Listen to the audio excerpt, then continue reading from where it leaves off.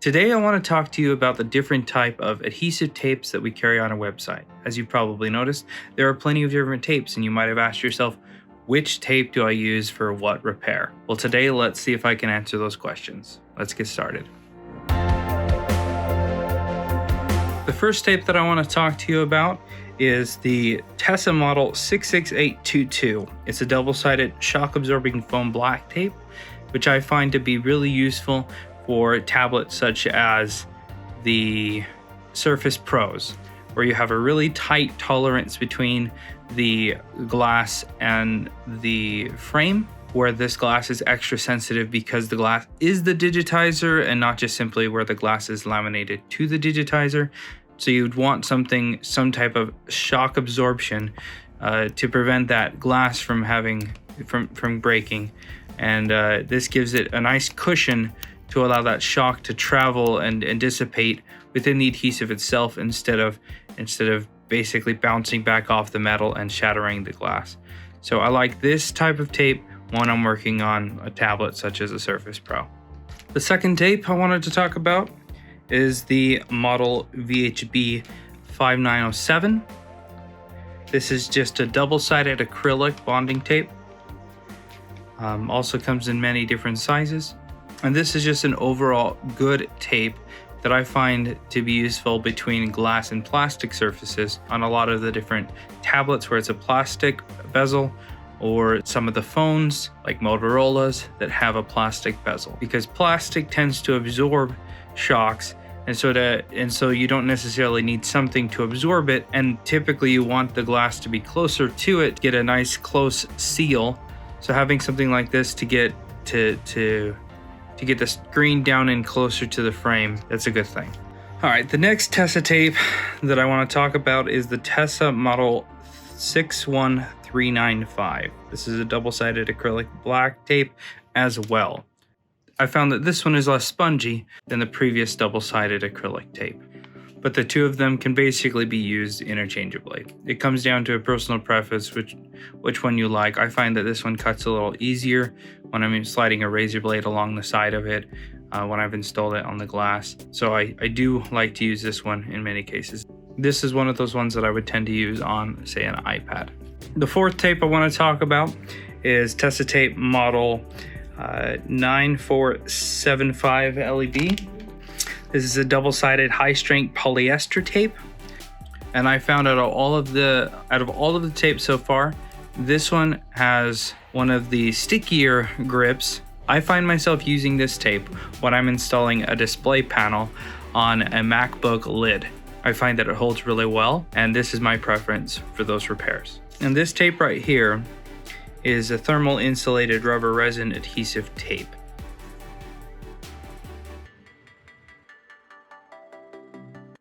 The next tape in our lineup is a Tesa Tape number 4965. It's a double-sided polyester red tape. It's called red tape because it looks red, but it actually is clear. And I find myself using this whenever I might have the edge of the tape somewhat exposed. If I don't want to use a black one because I've got, say, a white glass or something like that, I will opt for the clear one. This will give a nice clean seam with whatever device I'm installing it on. It holds up really well.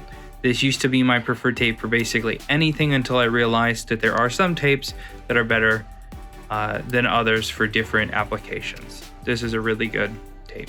All right, now this tape is a thermal heat shield tape. You may have noticed on the back of, say, an iPhone screen, sometimes you'll see this kind of graphite looking adhesive that pulls away. That's basically what this is. It's it acts as a heat shield, so there are plenty of different applications to use this tape. And probably one of my favorite tapes is this Tesa tape. It's the Tesa model 67210. It's a bond and detach tape for batteries, basically. Instead of just throwing on random adhesive under a battery, just making it a nightmare for the next tech who has to work on that device, throw on some of this. It's the pull tape that we all love and hate. That's under the batteries to allow for an easier removal of the battery in the future. use this on basically any battery that you install on whatever device it is that you're installing. Leave a little bit of the edge exposed so that it can be grabbed on the next repair.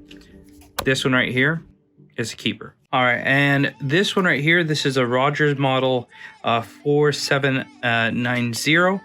This is a polyurethane Paran shock seal absorbing foam tape. It's a one-sided tape, and the application that I basically use it in is I put little strips of these on each one of the connectors that have a plate that goes over the back of it to kind of give it that little bit of extra compression, so that it doesn't potentially pop loose. Because the tape is one-sided, and it makes for good applications if you ever have anything rubbing against something else, to kind of create a cushion there and not have it stick to both surfaces. And last but not least, this Tesa tape is a Kapton tape, which is extremely versatile. It can be used to cover up solder jobs. It can be used basically like an electrical tape as far as applying it to something that you don't want to come in contact with other objects once it's sealed. But its main purpose that I use it for is when I'm soldering and I don't want to damage components around it. I simply put some of this tape to block the hot air or the soldering iron or anything from impacting other components. It has that ability to withstand a lot of heat and redirect the hot air in a different direction. So this tape is extremely useful in many different applications. And all of these different tapes can go inside of the tape base. If you haven't used a tape base before, you're missing out. As you probably experienced, tape that just sits out on the desk over time tends to collect a lot of debris along the edge. It makes it kind of difficult to use when you're trying to get a nice clean finish to whatever you're doing. So using something like tape base not only protects the tape, but it keeps it nice and organized. You know exactly where the tape is at any given time. It's really easy to cut because of the different features that it comes with. So you don't have to be looking for the scissors to cut it.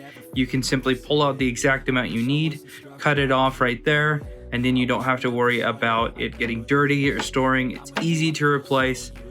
This is something I definitely recommend every shop having, an easy way to dispense the tape, to keep it clean. I love it. Now hopefully this video has helped you understand the differences between all of the different adhesives that we cover. If you have any questions, leave them in the comments below. Thanks for watching. We'll see you in the next video. You don't understand the pain it brings. You don't ever want to give me wings. You don't ever want to set me free. What if I lay down?